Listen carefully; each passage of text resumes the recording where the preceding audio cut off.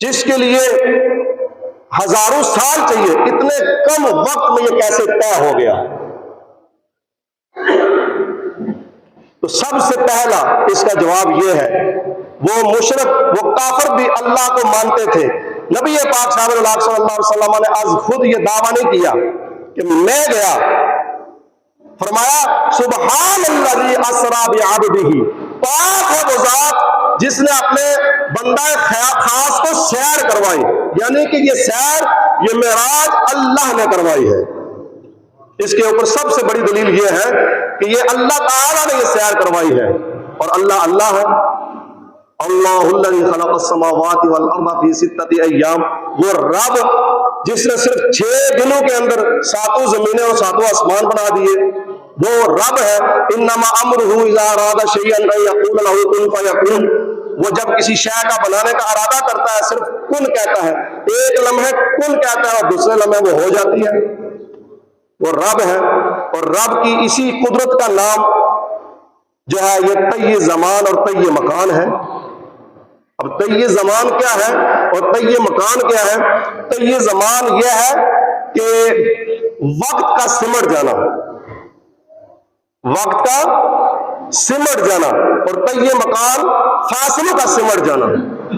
اس کی ایک ایک مثال میں قرآن مجید سے آپ کے سامنے بیان کروں گا۔ سورہ بقرہ پارہ نمبر 3 آیت نمبر 259، ارشاد باری تعالی ہے، او کالذی مر علی قریۃ وہی خاویۃ علی عروشها قال ان یحیی هذه اللہ بعد موتها فاماتہ اللہ 100 عام ثم بعث۔ آخر تک یہ آیت ہے۔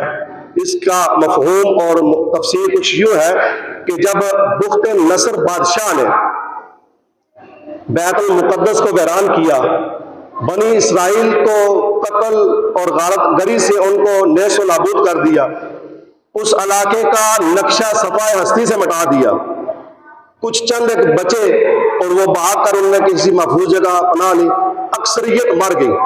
جیسا کہ آج آپ فلسطین کے اندر دیکھ رہے ہیں کہ مکان کس طرح مسمار ہے، اس طرح بستی نیس و نابود ہو چکی ہے، مسمار ہے۔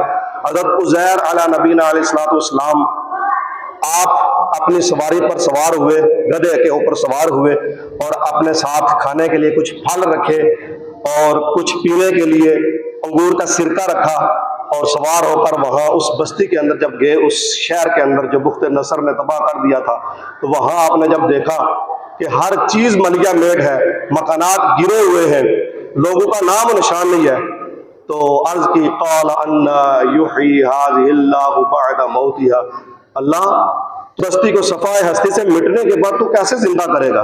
ان یحیی هذه اللہ بعد موتها، موت کے بعد کیسے زندہ کرے گا؟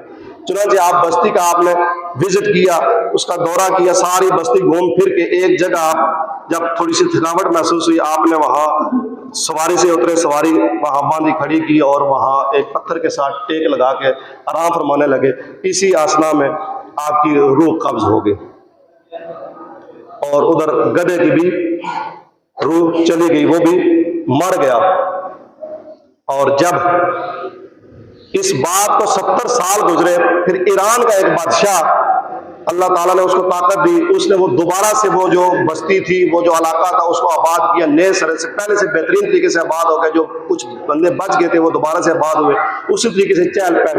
جب 100 سال گزر گیا تو اللہ رب العزت نے حضرت عزیر علیہ السلام کو دوبارہ زندہ کیا، اور سب سے پہلے آپ کی آنکھیں جاگی، آنکھوں کے اندر طاقت آنا شروع ہوئی، آپ نے اپنے سامنے اپنا جسم جاگتے ہوئے دیکھا، تو اللہ رب العزت نے پوچھا کہ آپ کو یہاں مرے ہوئے سوئے ہوئے کتنا عرصہ ہو گیا ہے؟ تو آپ نے عرض کی، چونکہ جب اس جگہ آپ پہنچے تھے، جب جہاں آرام فرمانے لگے، صبح کا ٹائم تھا، اور جب آپ کی آنکھیں کھلی، جب آپ زندہ ہوئے تو شام کا ٹائم تھا، تو آپ نے عرض کی یا الہ العالمین، مجھے 1 دن یا اس سے کچھ کم وقت گزرا ہے۔ تو اللہ نے فرمایا کہ یہاں پر آپ کو فوت ہوئے 100 سال کا عرصہ گزر گیا ہے، اور آپ اپنا وہ پانی اور پھل دیکھیں، وہ اسی طرح ہے، ذرا بھی خراب نہیں ہوا، اور اپنے گدھے کو دیکھیں کہ اس کی سفید ہڈیاں نظر آ رہی ہیں، اور اللہ رب العزت نے اس گدھے کو زندہ فرمایا. آپ کی آنکھوں کے سامنے اس گدھے کے اندر روح آتی ہے, وہ زندہ ہوتا ہے, ہڈیوں کے اوپر گوشت چڑھنا شروع ہو جاتا ہے, گوشت کے اوپر کھال اور کھال کے اوپر بال آنا شروع ہو جاتے ہیں. آپ نے جب دیکھا تو حیران رہ گئے. اب بات کرنے کا مقصد یہ ہے کہ حضرت عزیر علیہ نبی علیہ الصلوۃ والسلام کو مرے ہوئے 100 سال گزر گیا اور آپ کے سامنے جو پھل تھا, جو پانی تھا, وہ اسی طرح وہ خراب نہیں ہوا, اور دوسری طرف گدھے کے اوپر 100 سال گزر گیا, اس کی ہڈیاں سفید نظر آنے لگی. ایک طرف اللہ رب العزت نے حضرت عزیر اور پھل اور پانی کے اوپر وقت کو روک دیا, ایسے لگ رہا تھا کہ چند لمحے گزرے ہیں, آدھا دن یا دن کا کچھ حصہ گزرا ہے, اور دوسری طرف گدھے کے اوپر 100 سال گزر گیا. اسی طریقے سے اللہ رب العزت نے یہ دنیا کا نظام روک کر نبی پاک صلی اللہ علیہ وسلم کو ہزاروں میل کا سفر طے کروایا, اور ہزاروں سال کا جو سفر تھا آپ صلی اللہ علیہ وسلم نے وہ مشاہدہ کیا اور سیر کی. اور طی مقام یہ ہے کہ فاصلوں کا سمٹ جانا, یعنی ہزاروں سال کا فاصلہ ہو, سینکڑوں میل دور کا فاصلہ ہو, چند لمحوں میں گزر جائے, یہ بھی قرآن سے ثابت ہے, جس کو طی مکان کہتے ہیں. پارہ نمبر 19 آیت سورۃ النمل آیت نمبر 38 سے 40 تک آپ مطالعہ کریں کہ جب حضرت سلیمان علیہ نبی علیہ الصلوۃ والسلام نے ملکہ بلقیس کو دعوت اسلام پیش کی, اور آپ نے اپنے درباریوں سے فرمایا کہ اس کے آنے سے قبل جب وہ 3-4 میل آپ سے دور رہ گئی, تو آپ نے درباریوں سے فرمایا کہ کوئی ایسا ہے کہ اس کے آنے سے پہلے اس کا تخت یہاں لے آئے تاکہ وہ یہ معجزہ دے کر دائرہ اسلام میں داخل ہو جائے. قال عفریت من الجن انا آتیک بہ قبل ان تقوم من مقامک وانہ لقوی امین. عفریت جن, اس کا ایک نام زکوان بھی آتا ہے, اس نے عرض کی کہ حضور میں یہ مجلس برخاست ہونے سے قبل اس کا تخت لے آؤں گا, اور آپ اس پر مجھے امین پائیں گے. یعنی وہ تخت بڑا قیمتی تھا, اس کے ساتھ ہیرے جواہرات لگے ہوئے تھے. اس نے کہا کہ میں کوئی بھی خیانت نہیں کروں گا, مجلس برخاست ہونے سے پہلے میں لے آؤں گا. آپ نے فرمایا نہیں, مجھے اس سے جلدی چاہیے. قال الذی عندہ علم من الکتاب, ایک کتاب کا علم رکھنے والا, اس نے عرض کی ان یرتد طرفک, کہ میں آنکھ جھپکنے سے پہلے یہ تخت آپ کے قدموں میں حاضر کر دوں گا. آصف بن برخیہ یہ اللہ کے ولی ہیں, سلیمان علیہ السلام کی قوم کے یہ ولی ہیں. انہوں نے عرض کی حضور اگر آپ مجھے اجازت دیں تو میں پلک جھپکنے سے پہلے وہ تخت لے آؤں گا. ایسے ہی ہوا کہ ہزاروں میل کی مسافت پر کسی دوسرے ملک میں وہ تخت, اور اتنا بڑا تخت آپ پلک جھپکنے سے پہلے وہاں لے آئے.